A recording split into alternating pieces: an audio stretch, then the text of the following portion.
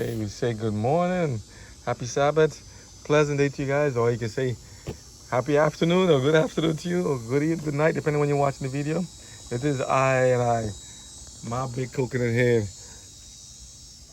And you say, who this guy again? Yep, we ain't done yet. We gotta get started. Let's sneeze. Hit you. Maybe I should do that over. Nah, we'll keep it going.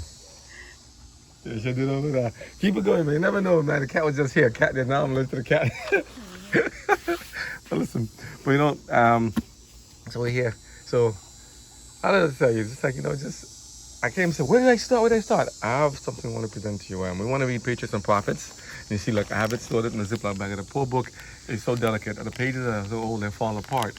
So I'm like, I have to take it out and read it as it is, So I'm going to be gentle. I'm going to try to do this juggling thing. I'm going to ask you to hold the phone. Let's see. You can go back and forth. Pretty much going to read from the story. We're talking about sin. Talking about the origin of sin. Where did it come from? Where did it start? Why was it permitted? So in this case, why was sin permitted? And it's pretty nice. This is Patriots and Prophets, written by Ellen G. White. She calls herself the lesser light to the bigger light, the Bible. So, you read the story of creation and everything here, and then you say, let me see what Ellen G. White says about this. He gave her visions and stuff in the meantime of what happened, of different things, the little extra details in the background that is like, it adds so much more to the story to give a full understanding. And we say, this one thing I say that's very interesting about God. Let me show you my big face, my big head again, right? See? I'm good. Don't look at me. I'm not even groomed yet. Don't look at me. Yeah.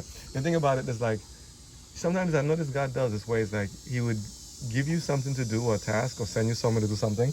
And you won't necessarily know all the details of when or why he did it. Just that you got to do it, based upon the, obedience to his word. And then later on, you get the answer. All of a sudden, it's like something goes, do you remember? I'm like, yeah. Or put like something else. You may have questions, make a prayer and ask something. So look, can you show me this? Can you show me this and stuff? And God doesn't necessarily have to answer when we may choose to, because at the same time, remember, he's juggling everybody else in the world who may have different things they want to ask or different things they want to do, and different things too. And he may have you meet up with somebody who meet up with somebody else and such and such and such.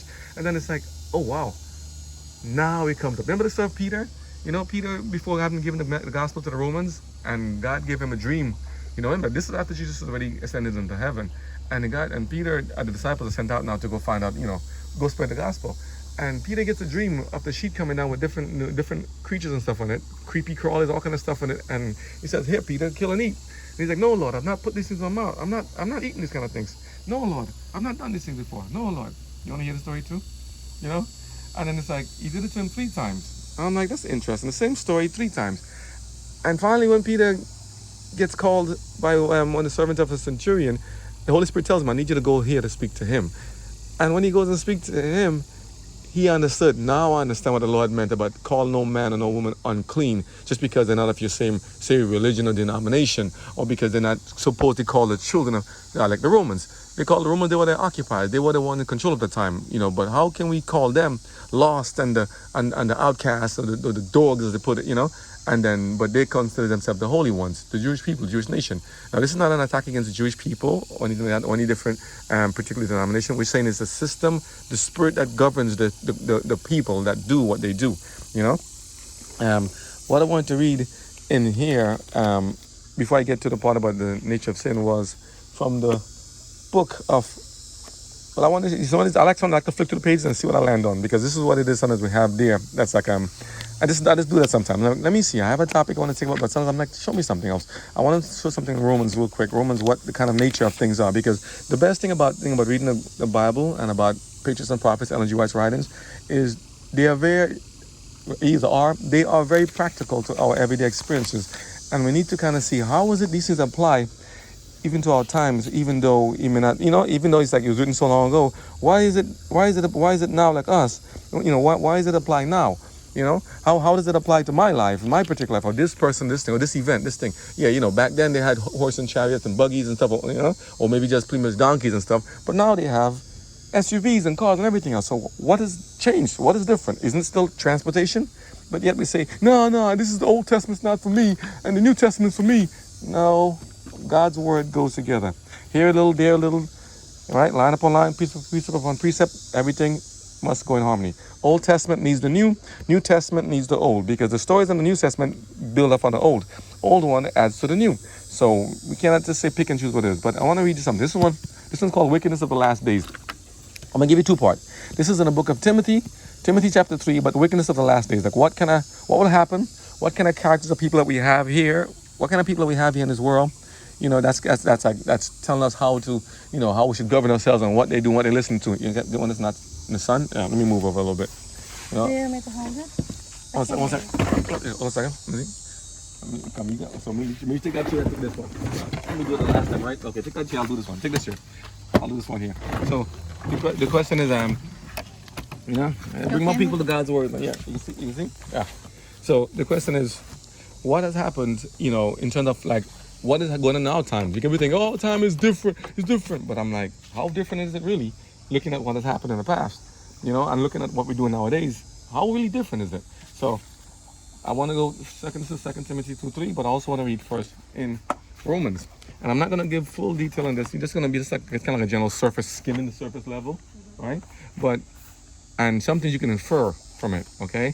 There's one thing in particular about the LGBT that you want to say, I know what it is, I know what I want to tell you, but again, you know what, you understand that you put these things, say what you want to say up here, they try to block you because they don't want you to hear what you got to say.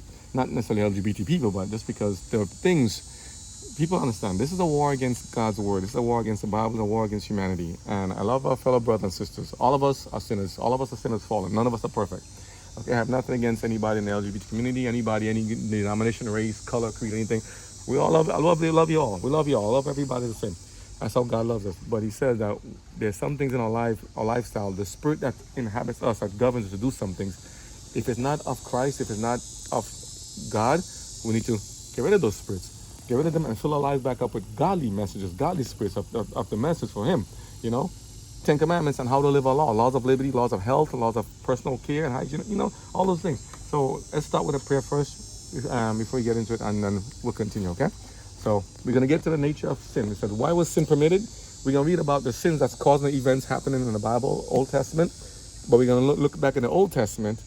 So I said New Testament. Sins in the New Testament, talking about things that happened in the Old Testament, and look at the Old Testament readings in Patriarchs and Prophets, talking about why sin was even started from, in the beginning. My poor book.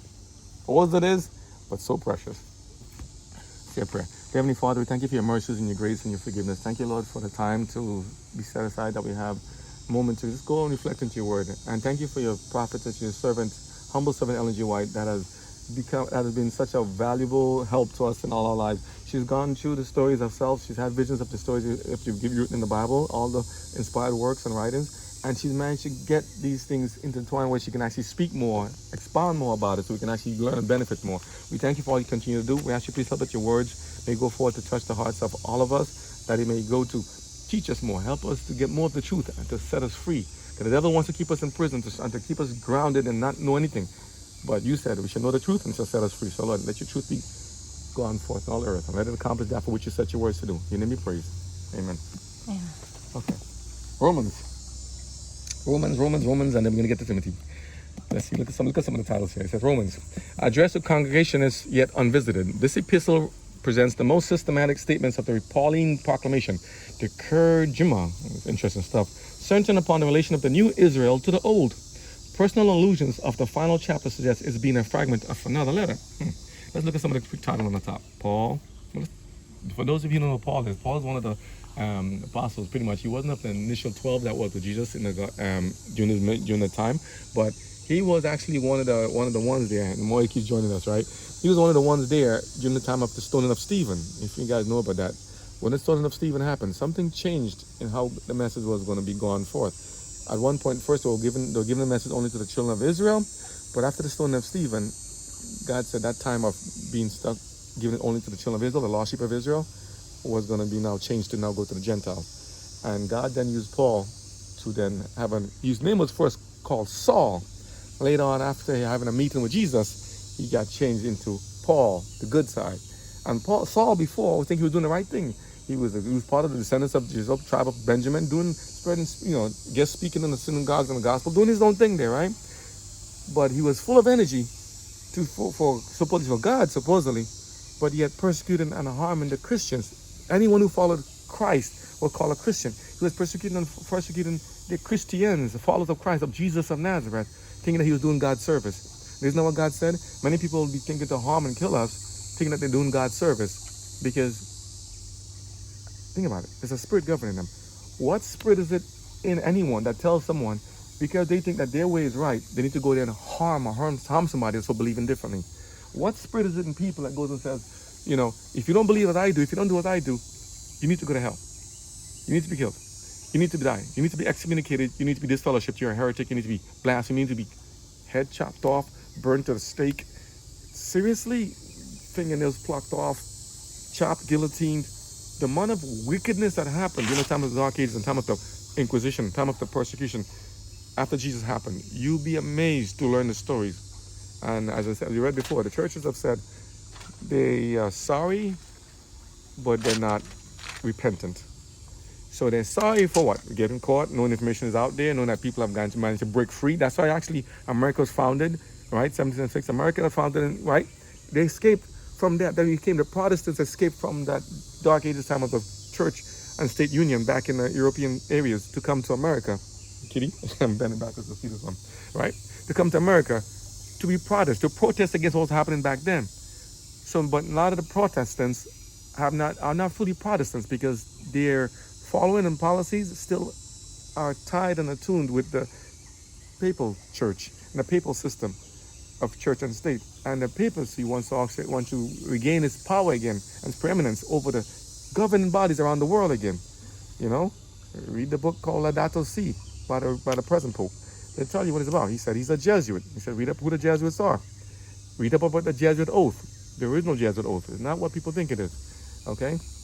Yeah, many people presenting thinking that they're speaking on behalf of God, acting in the place of God, believing themselves to be God, but are not God. They are but men, acting as God. Now, this is not against attacking any fellow brothers and sisters Catholics. We love them just the same, or any other denomination I said before, right? It's just saying we need to find out what spirit is governing them, because there's only one Holy Spirit. Anything that's not of God, or it's not of love, kindness, gentleness, meekness, long-suffering, all that stuff, forgiveness, temperance, all that stuff, if it's not of God, it's of the devil. So what spirit was governing them back then to do what they did to people who were persecuting those who were following God? Does a still spirit exist in this world today? What kind of spirit is it? And is it just a persecution of violence and crime and going and attacking them and chopping them and hurting and burning them to the stake? Or is it something now working from the inside? They use the term without and within. Without means the people on the outside, supposedly. Within means from inside. So it's figurative and literal. We have our own spirit. God's spirit dwells in us. When we're obedient to him, we try to follow God's spirit, right? To follow and do what's right in the meantime. At the same time, the churches and entities are trying to follow God's spirit and do God's will on the outside. But you have satanic groups infiltrating the churches from the inside while attacking them from the outside. So there's a lot of dynamics are going on. We need to understand what is happening here, what is happening back then, what is happening now, and what is the sin issue? Because everyone says sin, S-I-N. What does sin mean? Sin means a violation of God's law, a disobedience to God's law. Disobedience to God is sin. All of us are sinners, but we are to love the sinner, each one of us, but hate the sin. Hate the practice, hate the behavior, hate the stuff that happens when we're taken over by spirit other than God, but not the sinner. Okay? So it's a lot of stuff we'll get more later on as we go over the details and stuff like that. But just want you guys to get to know the background of all of this. God's will is practical for back then and now. And we need to kind of hear what God is saying. So let's go Romans real quick. Let's see Paul. Paul says he's a servant of Jesus Christ, called to be an apostle, separated unto the gospel of God, which he had promised, God had promised, afore by his prophets in the Holy Scriptures. This is God. Ain't you good? Mm-hmm. All right, good. Concerning his Son, Jesus Christ our Lord, which was made of the seed of David according to the flesh, and declared to be the Son of God with power according to the Spirit of holiness by the resurrection from the dead. Paul is talking about Jesus Christ, who Jesus is, Jesus of Nazareth. He's God, by whom we have received grace. Paul said, we received it from Jesus Christ, by whom we have received grace and apostleship for obedience to the faith among all nations, for his name, among whom are ye, meaning you and me, all of us, are also called of Jesus Christ. I mean, all of us are called. Jesus is calling all of us. None of us are kicked out. All of us are, God wants us to all to be together with him. Okay? To all that be in Rome. And remember, when you see a place or station or anything else there, put our own country, our state, our governance, our body, our names in these places, okay? To all that be in Rome, beloved of God, called to be saints, grace to you and peace from God our Father and our Lord Jesus Christ. I love the salutations. First, I thank my God through Jesus Christ for you all, that your faith is spoken of throughout the whole world. For God is my witness, he says, whom I serve with my spirit in the gospel of his Son, that without ceasing I make mention of you always in my prayers. Right? He decides to visit the Romans when he's talking about what he wants to do with them. Right? He said, I purpose to come to you, but as things that happen, he's busy and other things. And many people love to go and do everything and spread the gospel everywhere. But there are a lot of things we got to do. A lot of things we got to counter. So, but here, let's jump around to Paul. We're reading now of chapter 1 of Paul, New Testament, King James Version. First chapter. Let's go to chapter 1, verse 13. Now I would not have you ignorant, brethren. And when you say brethren, meaning that all of you, the congregation, all of you who believe in Jesus Christ, male and female, brothers and sisters, that oftentimes I purpose to come unto you, but was led hitherto. Like how we want to talk about one thing in the Bible here. We want to get to this part here, but all of a sudden we go into a tangent to go over here. Sometimes God lets us have to go a little build up, a little background, a little context, build it up first. So he was led hitherto, right? So he couldn't come to them directly, that I might have some fruit among you also. Remember, your fruit, as if we're trees, we need to show from the fruits, the things that we bear. What trees bear fruits, right? From the fruits that come out, what is it about God? What is it about life that shows that we are in tune with God, right? He said, I was led hitherto. I was supposed to come to you, but I was led hitherto that I might have some fruits among you also, even as among the Gentiles. So he's like, I'm going to go to both you and the Gentiles. I need to be able to have a message for you. I need to give you something to sustain you by the grace of God. I am a debtor both to the Greeks and to the barbarians, both to the wise and to the unwise. So as much as in me is, I am ready to preach the gospel to you that are in Rome also. I'm going everywhere by the grace of God, right? For I am not ashamed of the gospel of Christ, right? Neither should we be. For it is the power of God unto salvation to every one that believeth, to the Jew first and also to the Greek. That means now everybody's welcome to God's table. Everyone. People say the Jews, spiritual Jews, liberal Jews, all the Jewish people are loved by God. You're welcome into God's table. All of us, where are we from? Israel, China, Korea, Japan, wherever we're from, in Botswana, Tanzania, Ethiopia, we're all welcome in God's presence. We're all welcome to God. All of us, God wants to bring us all together, to love each other, not to hate each other, not to get into any wars and conflicts and division and strife, but to join together, unified in fighting against sin and sinful practices of the world. Okay? But never to hate sin and go and attacking and harming our brothers and sisters. That God didn't tell us, to do as a defensive means or as a way to purge out the sinful behavior. I say that in the sense that looking at the Old Testament, how Sodom and Gomorrah was destroyed, God as us at some point allows things to go to a certain level. We call it a cup. But at some point in time, God does a strange act of saying, I need to judge this country, this place, this city, this entity, this person, and they will have to deal with the consequences of their action or behavior, for good or bad. So, sorry, Eugene, the breath might be fighting on you inside. I ain't brushing yet, but I'm like, it's the morning breath. Ain't need the breakfast yet, so she's dying by the breath of our apologies. Okay, I'll talk this way so get the airflow this way. Okay, it's in the morning. Poor thing, the bad morning breath. Okay, so here it says, God's angry with sin. So, but first, Paul says, I'm not afraid of the gospel. I'm not ashamed of it. Neither should we be. I'm not shy about it. I must talk to everybody. Verse 17 of chapter 1 in Romans, New Testament, King James Version. He says, for therein is the righteousness of God revealed. From where? From studying the gospel? Yeah. From therein is the righteousness of God revealed. From faith to faith. Everybody talking. Right? Spread your faith together. As it is written, the just, those who follow God, shall live by faith. Okay? I believe. It's one thing to believe, but it's another thing to do. We got to act and do based upon our faith. Okay? Not just the hearers of God's word, but those who have to believe it and act it out and do it. Treat each other as God treats us. God angry with sin. Verse 18. For the wrath of God is revealed from heaven against all ungodliness and unrighteousness of men, who hold the truth in unrighteousness. So all those who say, I believe in God, I understand what God said, I know God's message, I know his word, I'm a pastor, I'm a this, I'm a priest, I'm a dictator, I'm a deacon, I'm a deaconess, I'm somebody, I know the God, I know the scriptures, but they don't do God's will. God's like, I'm going to deal with you. Okay, verse 19, because that which may be known of God is manifest in them. Okay, for God had showed it unto them. They said, I know. So God's okay, you should be showing, you should show that you know God, you should be living it, right? 20, for the invisible things. People said, I don't know God, I haven't seen God. Where is this God? I don't know but this God. I haven't seen God in person. He hasn't talked to me. Has he talked to you? He hasn't talked to me, right? But God speaks to us in many things we don't see. In nature, in the sky, in the universe, in the constellation, all around us. He's speaking to us. In a child, in a baby, in the ants, in the creatures, and all this stuff. God's speaking to us, okay? He said, how? God says, this is why. Here, verse 20. For the invisible things of him, God, from the creation of the world are clearly seen. How you mean? Being understood by the things that are made, even his eternal power and Godhead. Hmm? You mean I'm supposed to look at everything around us created and understand that you're in it? Is it pantheism? No, it's not. Is it God? Yeah. We are not to worship the created. We are to worship the creator of the things. Okay, created. Okay, he says why? So he said the invisible things tell of you. Okay. So that we are without excuse. We are without excuse. That means so I never heard about God. I never heard the name of Jesus, if someone says. I never know.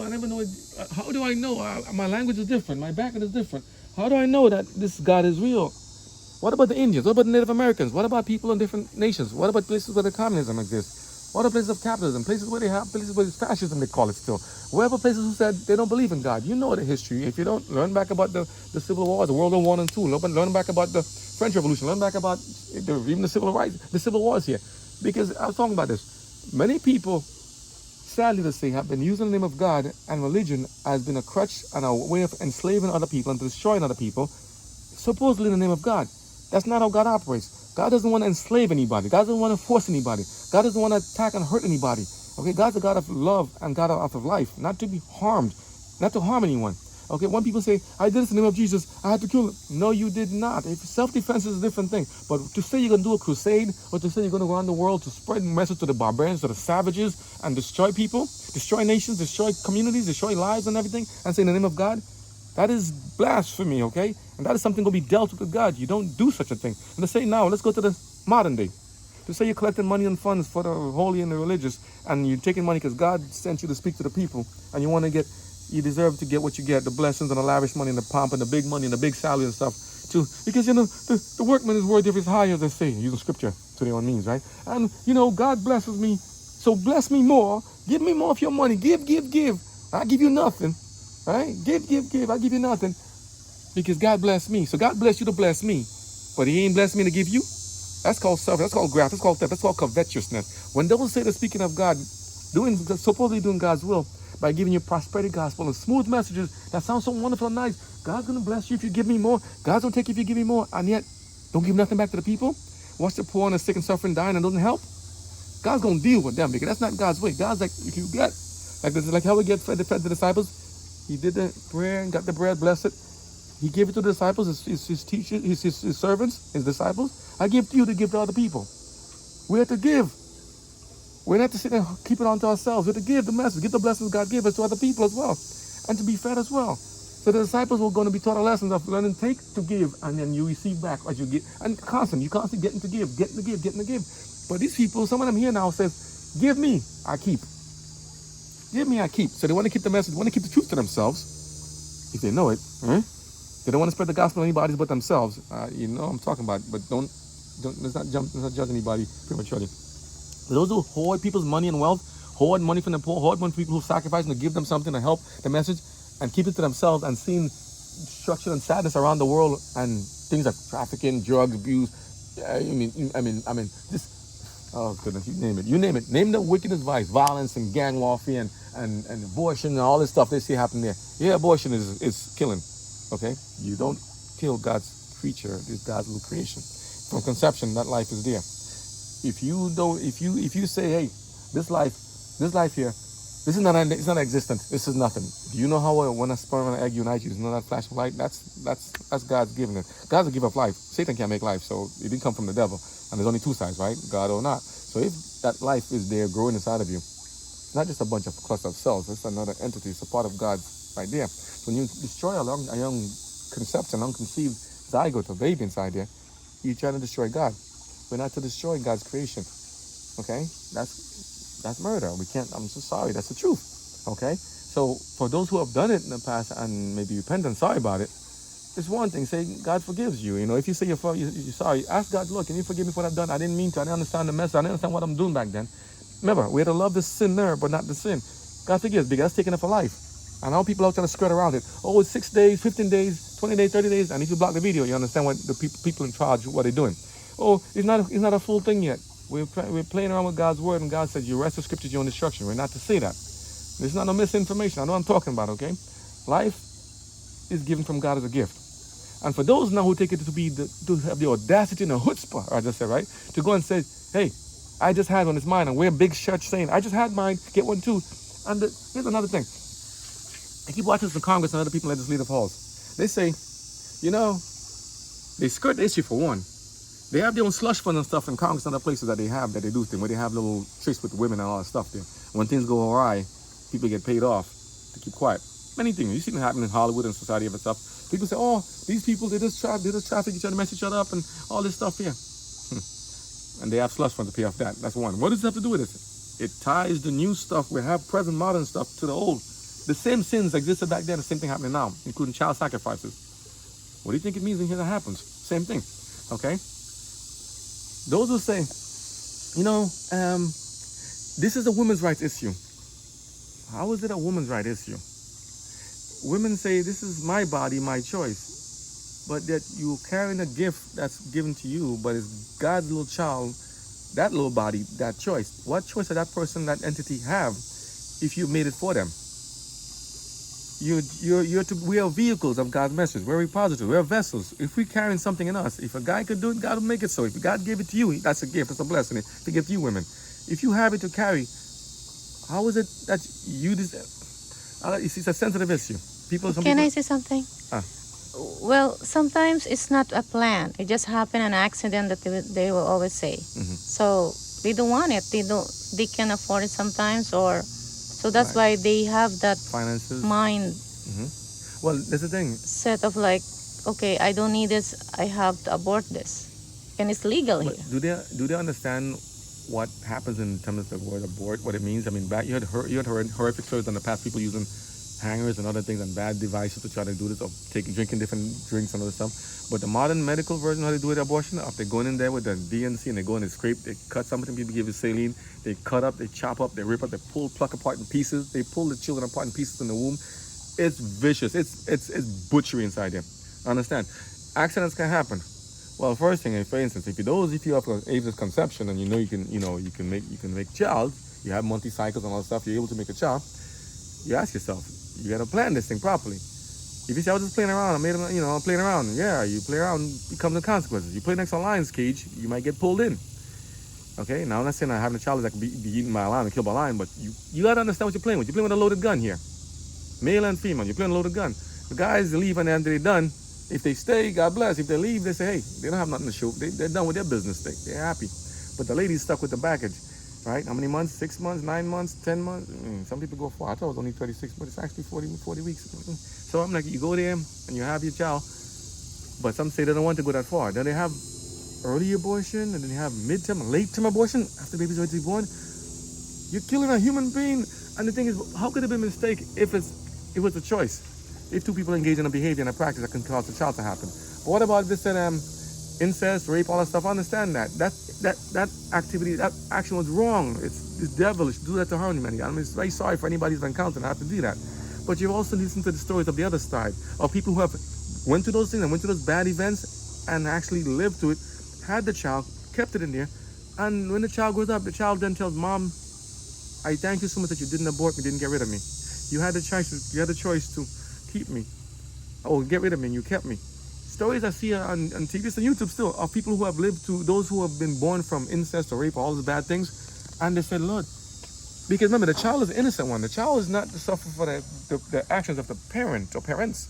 The child is just an individual entity, a new life given to us as being vehicles of God. But people skirt the issue thinking, oh, this child is tied to this one. But no, the child is independent of you. It's like us in space. We're Earth.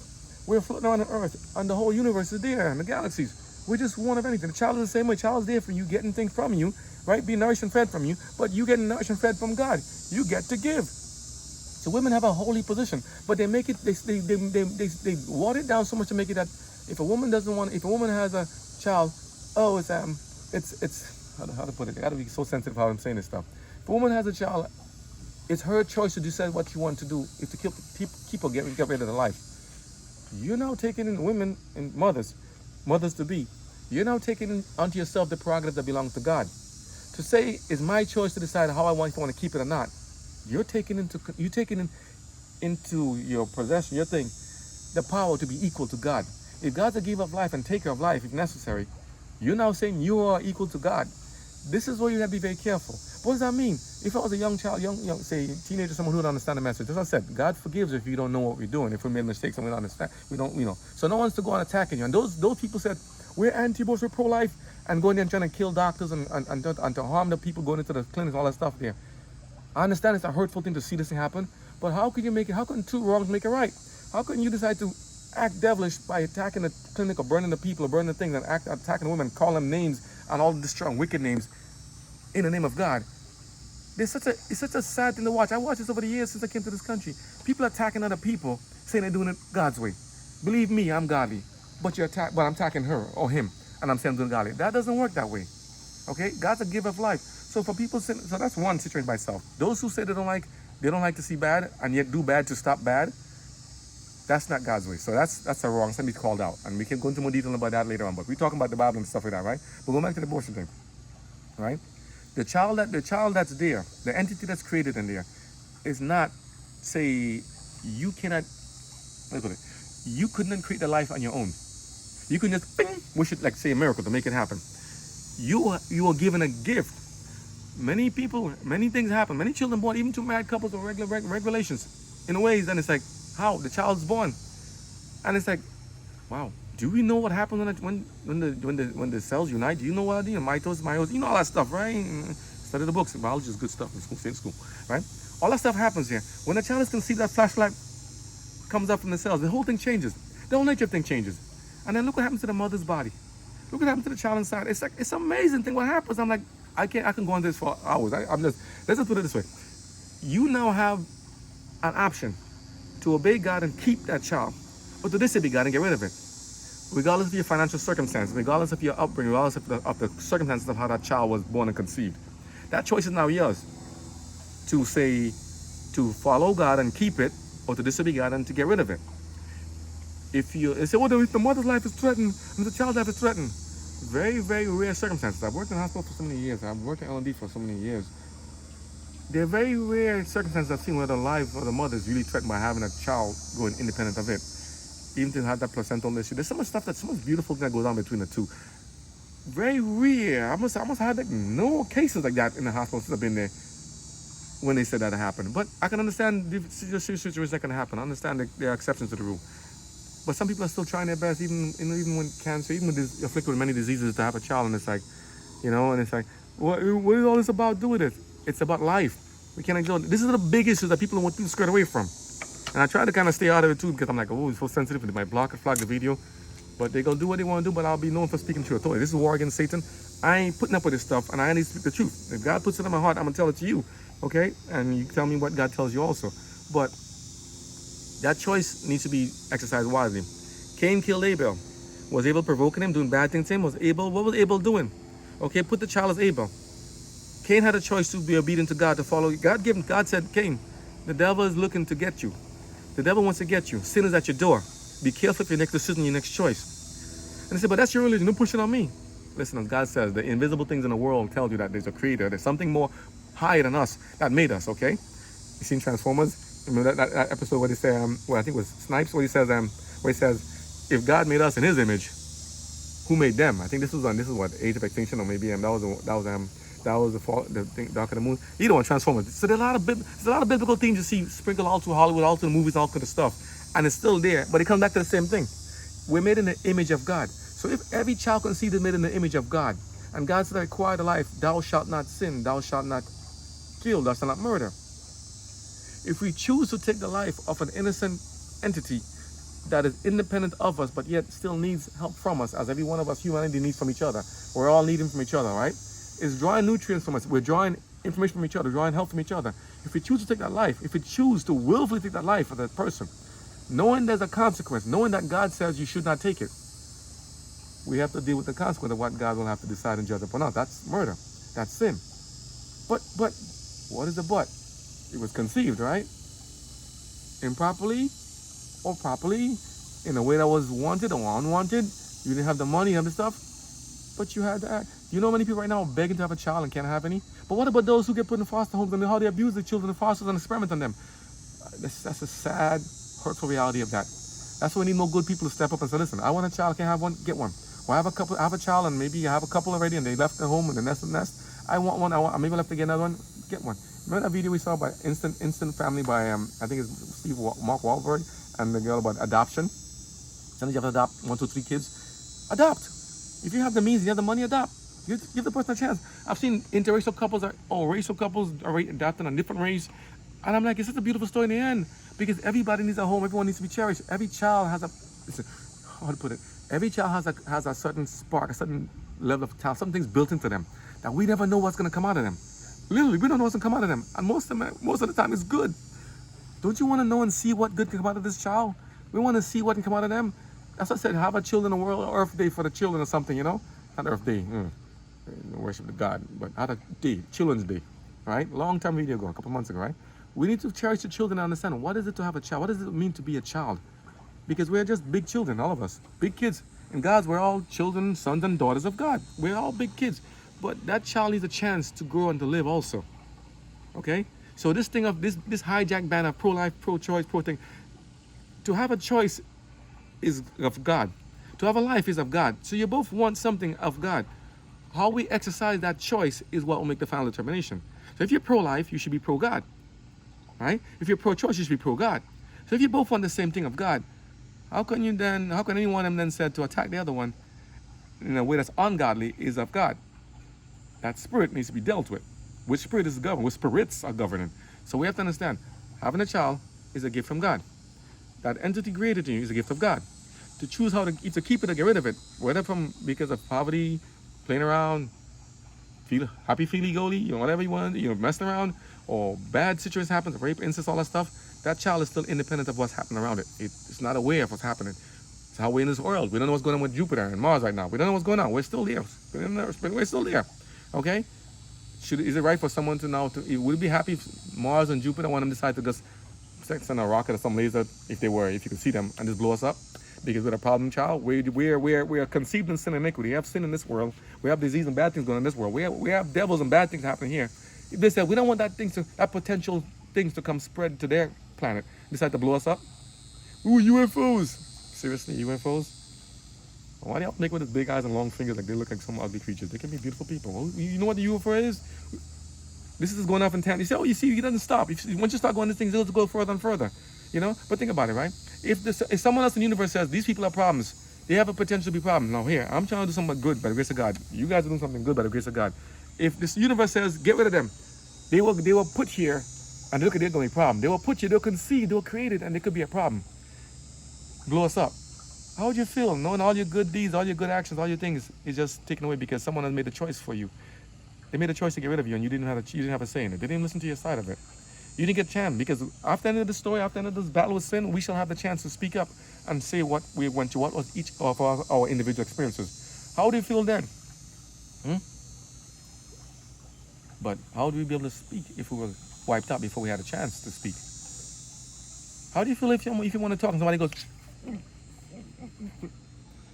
the other man's 2 hands, ooh, you can't speak? What happens? When all this protest and riots happen, what happened? So this little child can't even get to speak yet, can't get to acquire language. But think about it. Look how beautiful these kids are. Even like animals, they learn language acquisition. Whatever you put them, whatever country you put them in, they can speak. They learn the language. This little child is better than any kind of phone, AI device, anything ever in the world created, everything conceived. That little child is you and me. We can do so many good things. Oh, I'm old enough. We don't understand life. Honestly, we don't understand it. If we understand life as full as God has designed it to be, it'd be a whole different outcome. So, I was talking about this thing of tying pro-choice with a woman's choice. No, that's where the devil tries to tie it in and get slippery. It's different. Pro-choice is all of our choices. We're all pro-choice. We should be pro-choice. Freedom, right? We're pro-life. All of us should be pro-life. It's with freedom. It's God. But when they say if you dare go against the decision to be exercised by a woman is to be anti-woman, that is anti-God. How can I be anti-woman by trying to save the entity inside of the woman that's independent of the woman, yet still needs help of her? How can you understand? They try to tie it together, but that's the devil. Like to tie wickedness, mixing it with good, and say it's proper. That's sophistry. SOPHISTR. That's why the devil is very sneaky. To be to want to give women a freedom of choice. Yes, decide what you want to do, right? We can decide what we want to do anything. Sit at the table or flip the table up and burn it. I can be good or I can be talking, killing people, murder, shoot them up like that. It's my choice, right? So it's pro-choice, right? What about vaccinations? Pro-choice, right? Your choice, right? How do you feel when they force it upon you? What are you trying to force you with other stuff too? You're driving on the road, it's pro-choice. Share the road or get in a crash or get into a brawl with people. Pro-choice. You want to eat food? No. You want to go line up in a line to get food and stuff? Pro-choice. Act orderly or act unruly is a choice. Everything you do, it's a gun to your head. It's still a choice. I need to listen and comply somewhat. If I cannot find a way to negotiate it out or get it out, I can still decide what the person wants to do. I need you to. You have a gun to my head. You're forcing me. I can still decide to say no. What about Columbine? You remember the story? You believe in Jesus Christ? Yeah. They killed her for it. I mean, look at the history of things. When bad people rise up and feel like they have the power and sway over other people to do what they want to other people that are innocent, trying to live their life in peace, I thought it's like a cancer. And look at the outcome. Look what we live into. Look at history. We've had religion destroy some false religions. I'm not saying religion, because religion is a good religion. We have false religions, pseudo religions, come and destroy the whole world and destroy people in the name of religion, in the name of God. That was not from God. We now have to, like I said before, we need to go study the originals. That's what we're trying to do now with these messages. And other people are doing the same thing too. Thank God.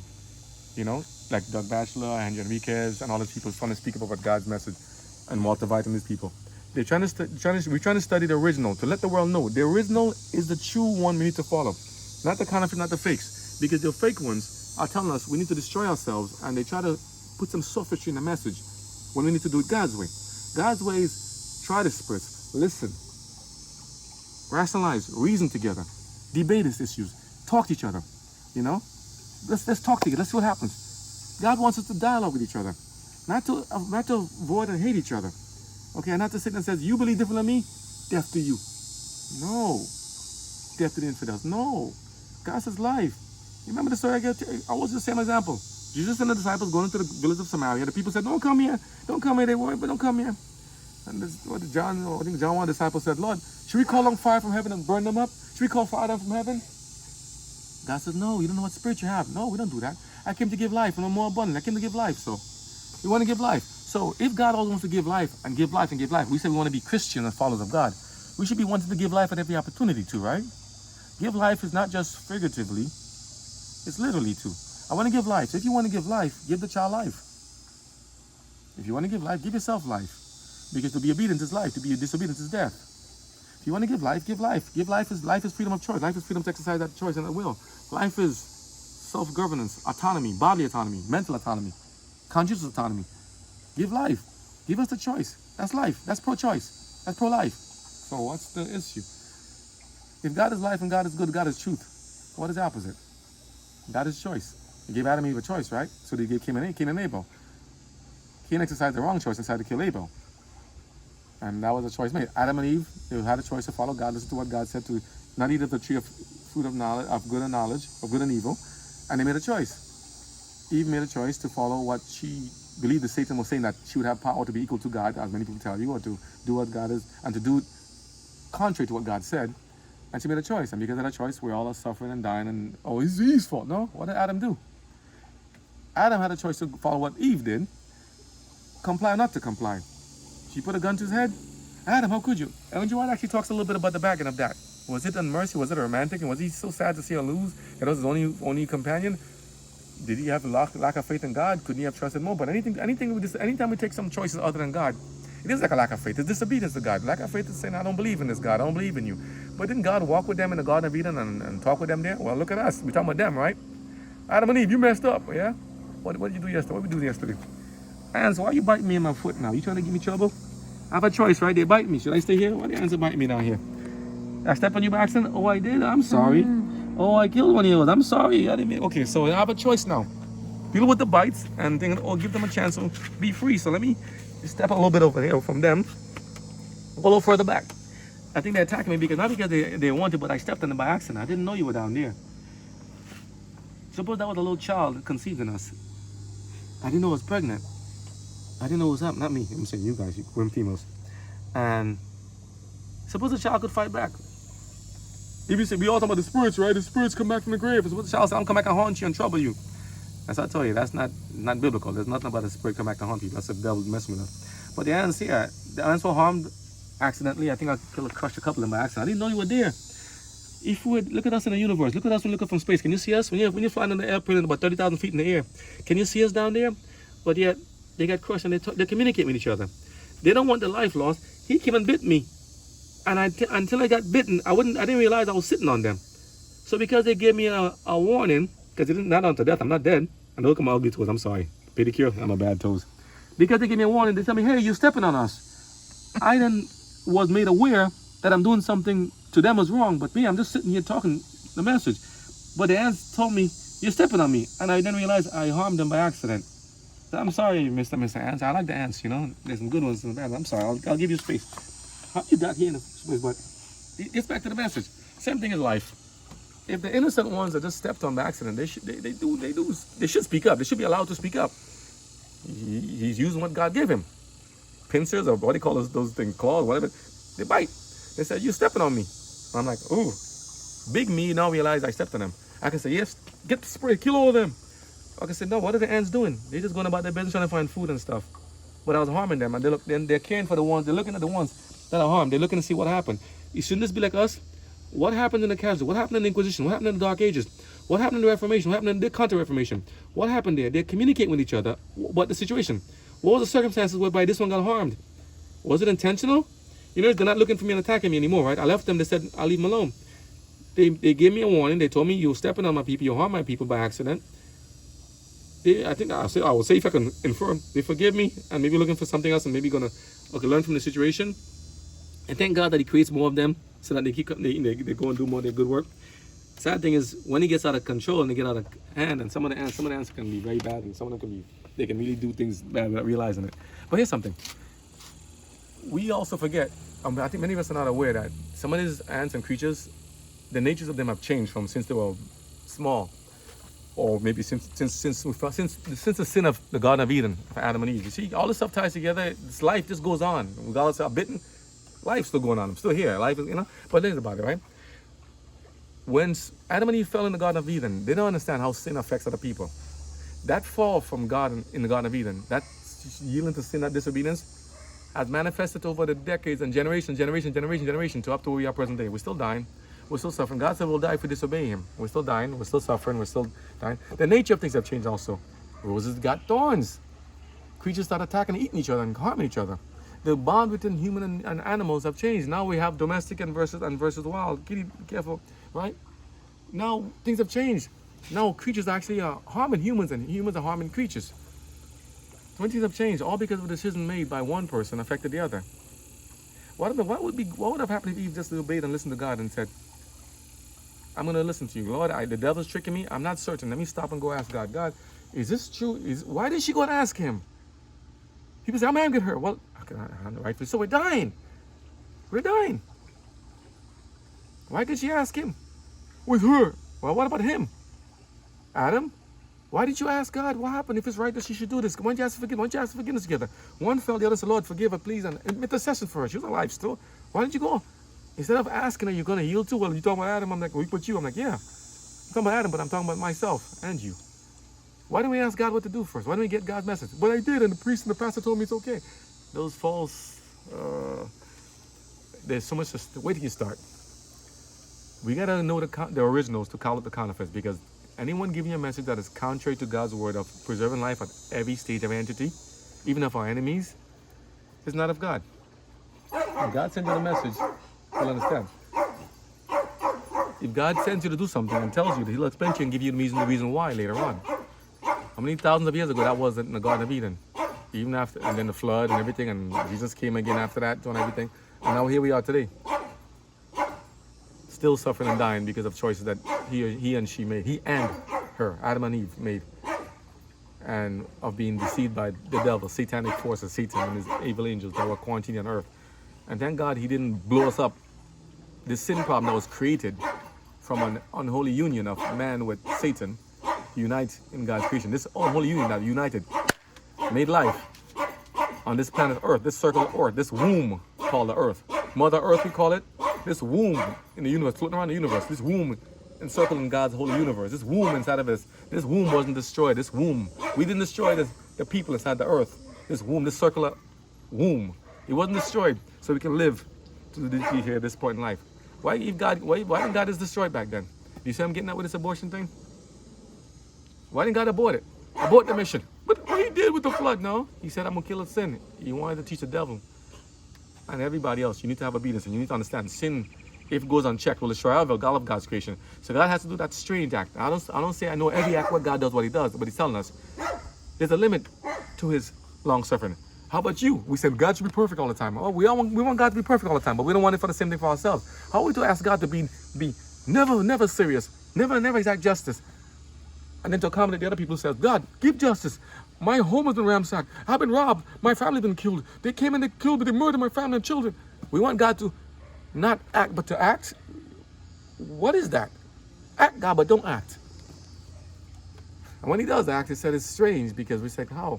God does his own thing. God is the God of himself. He's entity. We are his creation. But if God said, abort that planet, they've messed up. All this would have been, not even been here. We'll go back in the space-time continuum, go back in it. I mean, I can smile and tell you this, but I'm telling you this much. We have so much suffering and death and decay and dying here on this earth here when we could have had more time to live. We have a sin problem.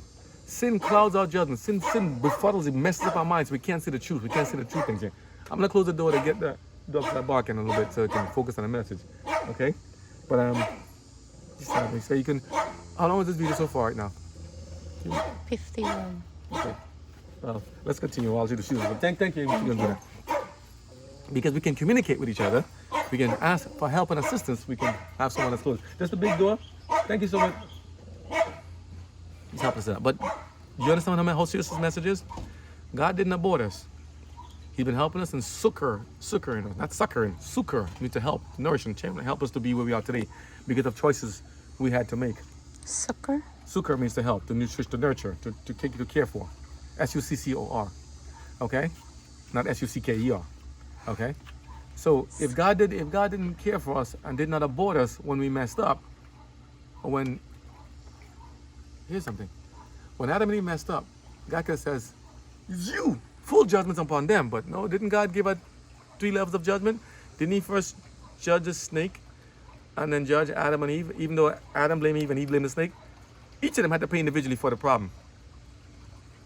Serpent, you lose your wings and your ability to talk and everything. You know, you crawl on your belly. You can have enmity. You can have war between you and humanity. And if I said the order wrong of who got the judgment came first, 2 and 3, one thing. But then woman, he said, you said your desire shall be unto your husband.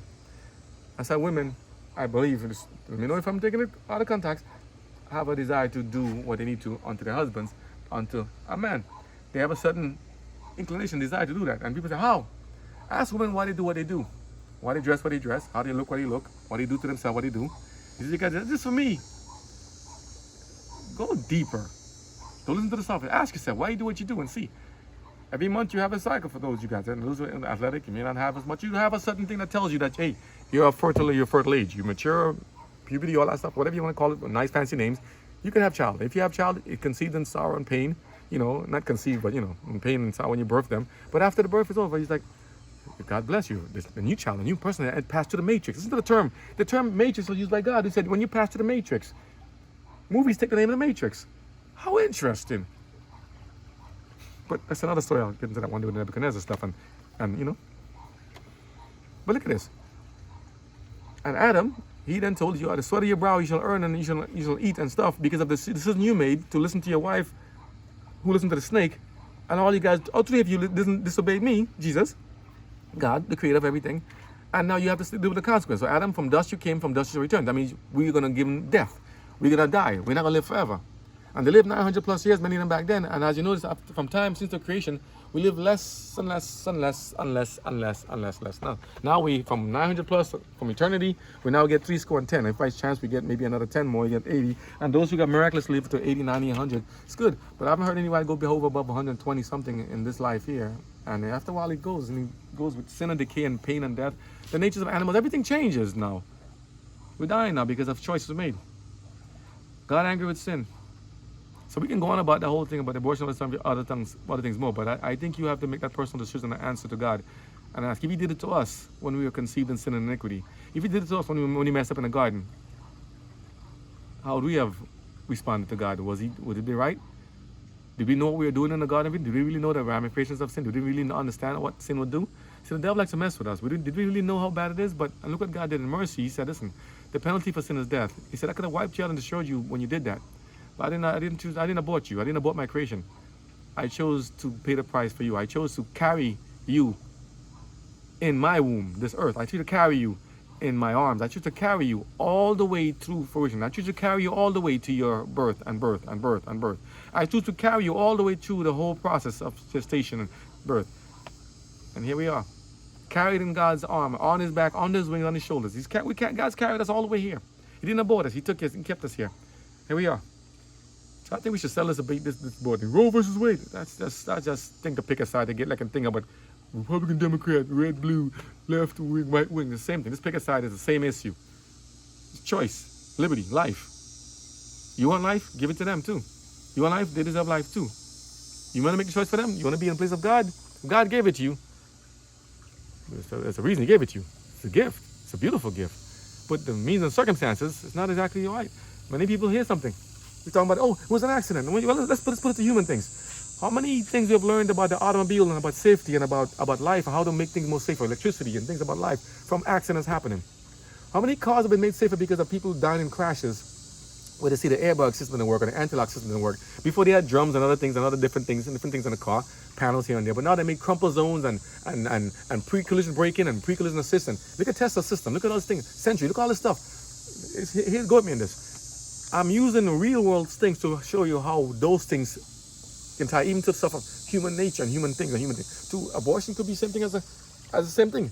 So if we didn't learn from the mistakes of the past when we had good intentions, or maybe some people had bad intentions, from seeing how accidents have happened in life, whether by space or the airlines or automobiles or cars or gardening or tools or life of making different pesticides, different things, from seeing the effects and the damages caused by those things, mutagenesis, all these things, we've learned from human nature and from the all living entity of life that said, hey, we can now do it differently. We should do it differently. We should build cars differently, more stronger, more lighter, more efficient, more this, more this. We learn from the mistakes of others to make life better.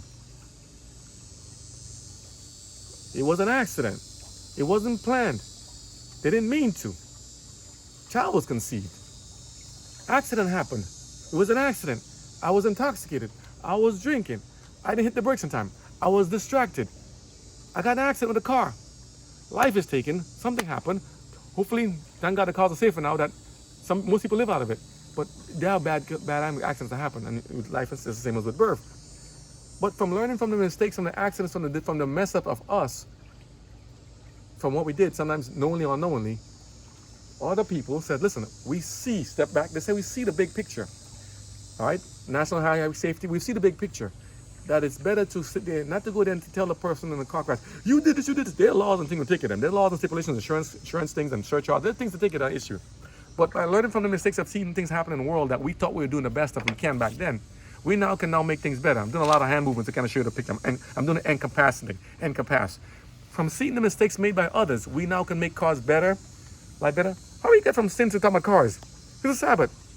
It all ties together. Planes are made safer because of the accidents, learning from mistakes. When they study plane crashes, when they do the test crashes on the cars, do they test them, so they smack them together, if you can survive it? Huh? So, many of you have been through accidents. Me too.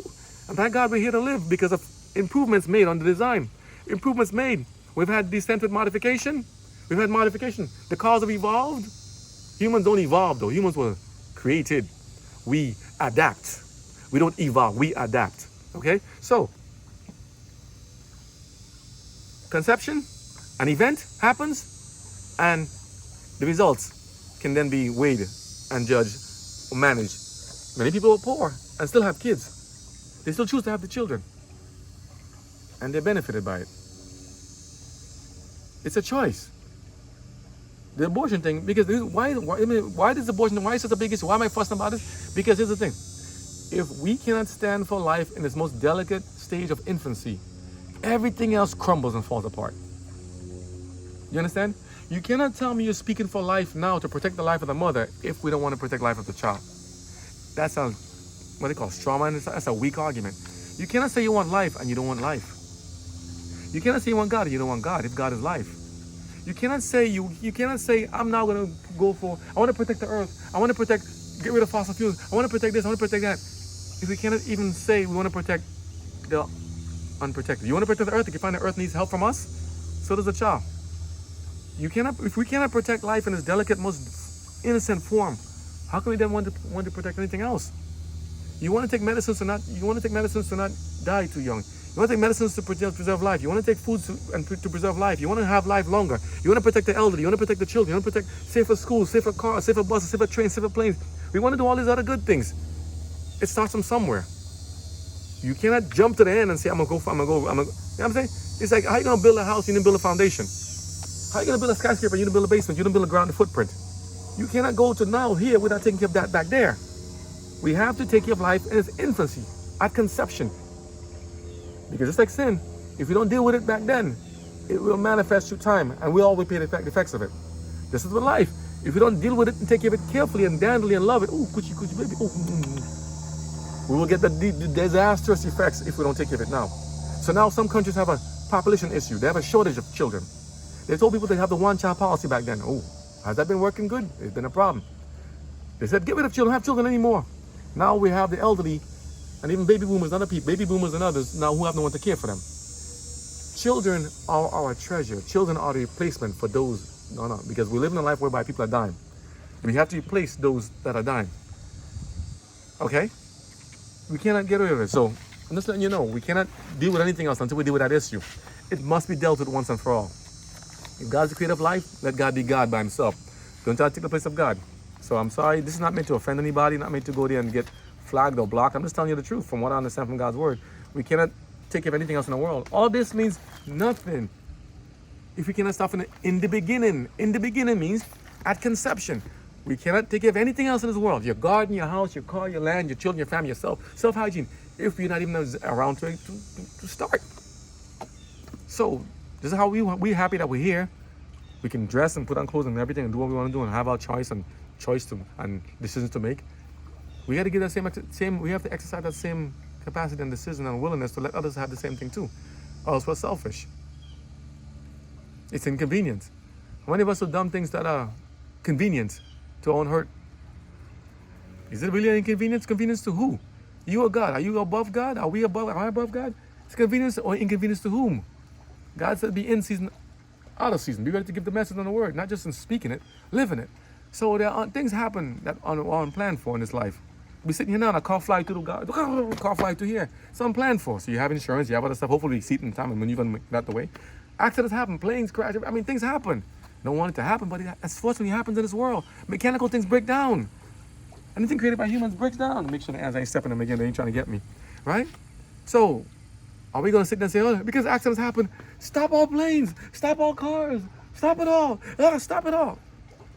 Is that realistic? And why don't we forget all cars? Would we be back? No cars, no vehicles. Horse and buggy? Get rid of all the buggies. Because buggies, some of the horses get whipped and the horses get out of control and lose control. They fall down and get hurt. Sometimes accident happen my horse and buggy too. Suppose the donkey get out of control, messed up, and throw you off and you fall down. In other words, suppose the entity bucks the system or makes it mess up. Are we going to get rid of all donkeys, all cars? Knife cut me by accident. Ouch. We get rid of all knives? We got to be realistic and practical. Those are examples. It's the reality. You get pregnant, it's a child here. By whatever means it happens. Hopefully it's done in a holy, godly way of conceiving, right? But because it came in a way that you didn't plan for, didn't expect, didn't want, and you're going to get rid of the child? What's the message of God? We came into the world, we made a choice, right? And other people who were born after us are suffering because of the choice made by other people before us. Who we going to blame now? Them or us? Well, if we have the choice to make a decision now, knowing what we knew before, know what we know we can try to make a decision now going forward, who going to blame? Them or us? It's our time. The past is done. But the past lives on in what it is here in our lives. We now have the choice to say follow the past or do differently. Today's the appointed hour. Today's the time. Make a decision for life or for death. There's only two. God, life, truth, freedom, liberty, conscience, everything, or death, Satan. Satanic things, action, behavior, wickedness, cruelty, Satan. So he tells you, sin. So to upload it, we're going to make it shorter, and then we'll upload it in a different segment to make it easier. So we're going to talk about God angry with sin and the sins of the Gentiles in the next video, okay? This one is about how long right now? It's an hour already? Oh, serious? You guys made me talk that long? Whose fault is that? Okay. We'll let it end there. We'll upload a different video after. We're going to get back to this. We're not done. We're going to talk about sin and about what God decided to do and how God's impartial judgment. We're going to get to it. So we're gonna pause it here. I'm going to get the next video for you, okay? So this one, I don't know what to call it. The freedom of the exercise of choice. God's choice. It's going to be part of a series. Sin. Sin and its manifestations. What sin does to this world. What sin has done. And what has God dealt with it. How God deals with sin. How God deals with us. Don't know yet. We'll see. Okay? Catch you soon. Next one.